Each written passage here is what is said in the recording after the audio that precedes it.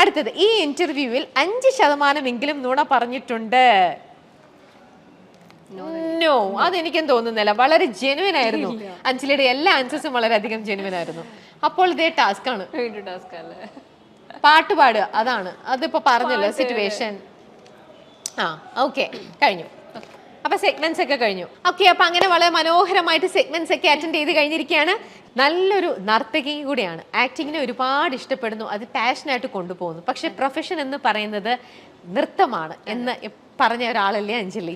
അതുകൊണ്ട് തന്നെ ചോദിക്കട്ടെ, നമ്മുടെ ഡാൻസ് ഇപ്പൊ എത്രയോ സ്കൂൾസ് റൺ ചെയ്യുന്നുണ്ട്. എറണാകുളത്തുണ്ട്, കോട്ടയത്തുണ്ട്, തിരുവനന്തപുരത്തുണ്ട്, തിരുവനന്തപുരത്തല്ല തൃശ്ശൂർ സ്റ്റാർട്ട് ചെയ്യുന്നുണ്ട്, തൃശ്ശൂരുണ്ട്. അങ്ങനെ ഒരുപാട് സ്ഥലങ്ങളിൽ ഒരുപാട് കുട്ടികൾക്ക് നൃത്തം പഠിപ്പിച്ചു കൊടുക്കുന്നുണ്ട്. ഇതിനിടയിൽ നമ്മുടെ കഥ ഇന്നുവരെ എന്ന് പറഞ്ഞ സിനിമയിൽ നിഖില ചെയ്യുന്ന ആ ഒരു നിഖിലയ്ക്ക് വേണ്ടിയിട്ട് ആ ഒരു ഭാഗം കൊറിയോഗ്രാഫി ചെയ്തതും അഞ്ജലിയാണ്. അതന്ന് ഭയങ്കര അധികം വൈറലായിരുന്നു. അഞ്ജലി അത് പഠിപ്പിച്ചു കൊടുക്കുന്നതും ആ വിഷ്വലൊക്കെ എല്ലാവരും തന്നെ കണ്ടതാണ്. അതിലേക്ക് എങ്ങനെയാണ് അഞ്ജലി എത്തിയത്? ആ ഒരു ഭാഗം കൊറിയോ ചെയ്യാനായിട്ട് അഞ്ജലിയെ അവർ ക്ഷണിക്കുന്നത്, അത് നിഖിലയായിട്ട് നിങ്ങൾ വെൽ കണക്റ്റഡ് ആണോ? എങ്ങനെയാണ് അത്? അല്ലല്ല, ഞാൻ അതിൻ്റെ ഒരു സ്റ്റാർട്ടിങ് തന്നെ ഞാൻ പറയാം. എൻ്റെ ഒരു ഗ്രാഫ് ഞാൻ പറഞ്ഞുതരാം. സ്റ്റാർട്ടിങ് ഞാൻ പറഞ്ഞില്ല, ഇപ്പം ഈ സീരിയലിലേക്കുള്ള എൻട്രി പോലും ഞാനൊരു കൊറിയോഗ്രാഫി ആയിട്ട് പോയപ്പോഴാണ്. അതായത് ജോബി മാസ്റ്ററിൻ്റെ കൂടെ ഞാൻ എൻ്റെ കുട്ടികളായിട്ട് തിങ്കൾ കലമാലിലെ കൊറിയോഗ്രാഫി അവിടെ പിള്ളേരുടെ ഇതിനു വേണ്ടി പോയതാണ്. അപ്പം അങ്ങനെയാണ് ശരിക്കും ഞാൻ തിങ്കൾ കലമാലിൽ ജോയിൻ ചെയ്യണത്. അപ്പം ഫസ്റ്റ് ശരിക്കും പറഞ്ഞാൽ എൻ്റെ സീരിയലിലേക്കുള്ള എൻട്രിയുടെ കാരണം എന്ന് പറഞ്ഞാൽ ജോബി മാസ്റ്ററാണ്. അത് ഞാൻ പല സ്ഥലങ്ങളിൽ ഞാൻ പറഞ്ഞിട്ടുണ്ടത്. അപ്പം അതുപോലെ തന്നെ അവിടെ നിന്നാണ് ഞാൻ ശരിക്കും സ്റ്റാർട്ട് ചെയ്യുന്നത്. എൻ്റെ പറഞ്ഞ പോലെ സീരിയൽ കരിയർ സ്റ്റാർട്ട് ചെയ്യുന്നതേ അവിടെ നിന്നാണ്. അത് കഴിഞ്ഞ് ഞാൻ ഒരുപാട് ഷോസ് ചെയ്യാൻ എനിക്ക് അവസരം കിട്ടി. നമ്മുടെ സിത്തുമണിക്ക് എനിക്ക് സ്റ്റാർ സിംഗർ സീസൺ 9 എനിക്ക് കൊറിയോഗ്രാഫി ചെയ്യാൻ പറ്റിയായിരുന്നു. ഞാൻ അന്ന് പിന്നെ സീരിയൽ ജോയിൻ ചെയ്തു. അത് കഴിഞ്ഞിട്ട് അറിയാലോ സ്കെഡ്യൂള് 1 to 15 ആണ് നമ്മൾ അവിടെ ഡേറ്റ് കൊടുക്കുന്നത്. പക്ഷെ നമുക്ക് 1 to 15 ആവണമെന്നില്ല. ചിലപ്പോൾ ഡേറ്റുകൾ അങ്ങോട്ടും ഇങ്ങോട്ടും മാറാനൊക്കെ ചാൻസ് ഉണ്ട്. അപ്പം എനിക്ക് കൂടുതലും പറഞ്ഞ പോലെ അവിടെ കോൺസെൻട്രേറ്റ് ചെയ്യേണ്ടി വന്നു. അപ്പോൾ ഡാൻസിൻ്റെ കുറേ കാര്യങ്ങളൊക്കെ എനിക്ക് എൻ്റെ തന്നെ സ്റ്റുഡൻസിനെ ഏൽപ്പിച്ചിട്ടാണ് ഇപ്പം ഞാൻ ഹാൻഡിൽ ചെയ്യുന്നത്. ഇപ്പം നമ്മൾ തിങ്കളക്കന്മാർ അങ്ങനെ കഴിഞ്ഞു. അടുത്തത് പറഞ്ഞ പോലെ സ്റ്റാർ സിംഗറിൽ അതായത് സ്റ്റാർ സിംഗർ സീസൺ 9 എനിക്ക് കൊറിയോഗ്രാഫി ചെയ്യാൻ പറ്റി. സിത്തുവിന് എനിക്ക് കൊറിയോഗ്രാഫി പറ്റി.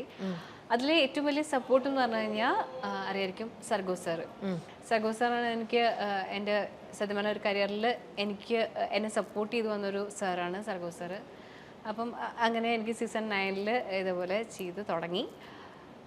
അത് കഴിഞ്ഞ് നമ്മുടെ ഈ നിഖില വിമലിൻ്റെ അടുത്തേക്ക് മീൻസ് കൊറിയോഗ്രാഫിയിലേക്ക് എത്തുന്ന എങ്ങനെയാണെന്ന് വെച്ച് കഴിഞ്ഞാൽ എൻ്റെ ഫ്രണ്ടാണ് വിഷ്ണുവേട്ടൻ, നമ്മുടെ മെപ്പടിയൻ്റെ അതായത് ഡയറക്ടർ, കഥയിന്ന് വരത്തെ ഡയറക്ടർ. അപ്പോൾ ചേട്ടനെ എനിക്ക് അറിയാമായിരുന്നു. എന്നാലും ഒരുപാട് വലിയ വർഷത്തെ പരിചയങ്ങളൊന്നുമല്ല, എന്നാലും എനിക്ക് വിഷ്ണുവേട്ടനെ അറിയാമായിരുന്നു. അപ്പം ഈ സീസൺ 9 കൊറിയോഗ്രാഫി കണ്ടിട്ടാണ് എന്നെ ഇതിലേക്ക് വിളിക്കുന്നത്. ഓക്കെ, അപ്പം ശരിക്കും എൻ്റെ ഒരു വഴികാട്ടി എന്ന് പറഞ്ഞു കഴിഞ്ഞാൽ ഇതിലേക്ക് എത്തിച്ചത് സീസൺ 9 ആണ്. അപ്പം അതിലത്തെ കൊറിയോഗ്രാഫി കണ്ടിട്ടാണ് ഇങ്ങനെ വിഷ്ണുവിനെ വിളിച്ചിട്ട് പറഞ്ഞു ഇങ്ങനെ ഒരു സംഭവം ഉണ്ട്, നിഖില തന്നെയാണ് നമുക്ക് കൊറിയോഗ്രാഫി ചെയ്യേണ്ടത്, ചെറിയൊരു പോർഷനാണ്, കാര്യങ്ങളൊക്കെ പറഞ്ഞു. അതിൽ അഭിനയിച്ചിരിക്കുന്ന ബാക്ക്ഗ്രൗണ്ടിൽ ചെയ്ത പിള്ളേരും നമ്മുടെ ഡാൻസ് സ്കൂളത്തെയാണ്, കലാകലരീതിയാണ്. എൻ്റെ ഡാൻസ് സ്കൂളിന് പിള്ളേർക്ക് അങ്ങനെ ഒരു ഭാഗ്യം കിട്ടിയിട്ടുണ്ട്. കാരണം ചാനലിലാണെങ്കിലും ഏഷ്യനെറ്റിലാണെങ്കിൽ നമ്മുടെ സ്റ്റാർ സിംഗറിൽ വന്നിട്ടുണ്ട്, ഡാൻസിങ് സ്റ്റാർസിൽ ഞങ്ങളുടെ കൂടെ ഞങ്ങൾക്ക് സപ്പോർട്ട് ചെയ്യാനായിട്ട് വന്നിട്ടുണ്ട്. അപ്പൊ കലാകലരിക്ക് അങ്ങനത്തെ ഒരു ഭാഗ്യം കൂടി. പടക്കളം മൂവിയിൽ ചെയ്തു, അതിൽ നമ്മുടെ നിരഞ്ജനയുടെ കൂടെ നമ്മുടെ പിള്ളേർക്ക് ചെയ്യാൻ പറ്റി. എന്നെ സംബന്ധിച്ച് എനിക്ക് മാത്രം അവസരം വേണമെന്ന് ചിന്തിക്കുന്ന ആളല്ല ഞാൻ.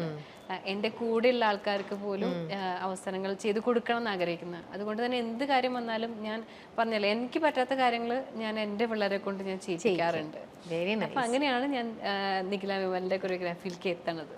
പക്ഷെ അത് ഒരുപാട് എനിക്ക് ഇത് തന്നു കേട്ടോ. കാരണം ഒരുപാട് സ്ഥലങ്ങളിൽ ഇപ്പം ഇൻഡസ്ട്രിയിൽ നിന്ന് തന്നെ സിനിമ ഇൻഡസ്ട്രിയിൽ നിന്ന് തന്നെ എന്നെ ഒരുപാട് പേര് വിളിച്ച് സംസാരിച്ചിരുന്നു.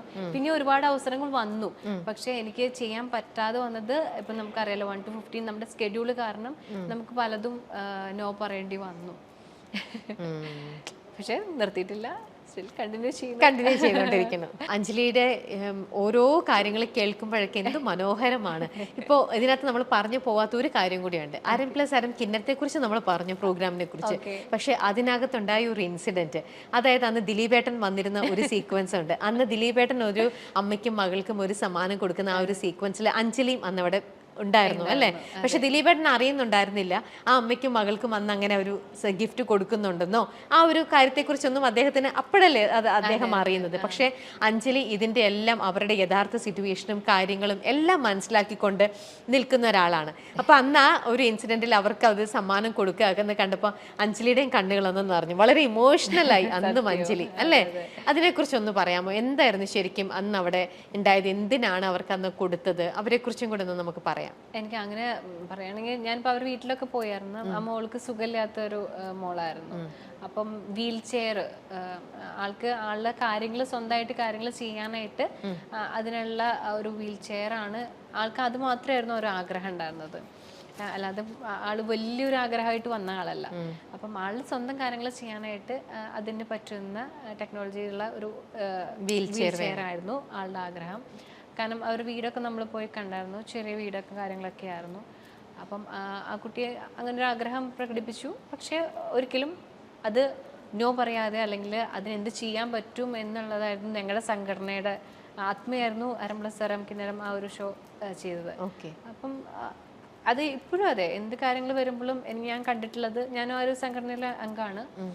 അപ്പം അവർ എന്ത് പറഞ്ഞാലും അവരിതുവരെ നോ പറഞ്ഞ് ഞാൻ കണ്ടിട്ടില്ല. അപ്പോൾ അതുപോലെ തന്നെ ഇങ്ങനൊരു ആവശ്യം വന്നപ്പോഴാണെങ്കിൽ കൂടെ അവരെല്ലാവരും കൂടെ തീരുമാനം എടുത്തു. അതിൻ്റെ ഇടയ്ക്ക് നമ്മൾ സാഞ്ചേട്ടനാണ് നമ്മൾ ചെയ്തു കൊടുക്കാം എന്നുള്ളൊരു ഇതിലേക്ക് എത്തിയതും. പിന്നെ സത്യം പറഞ്ഞാൽ അറിയാലോ, അങ്ങനത്തെ ഒരു ഷോ വരുമ്പോൾ ഒരുപാട് സഹായങ്ങളും കാര്യങ്ങളായിട്ട് എല്ലാവരും പിന്നെ എത്തും. അതുവരേക്കും ആർക്കും അറിയണ്ടായിരുന്നില്ല.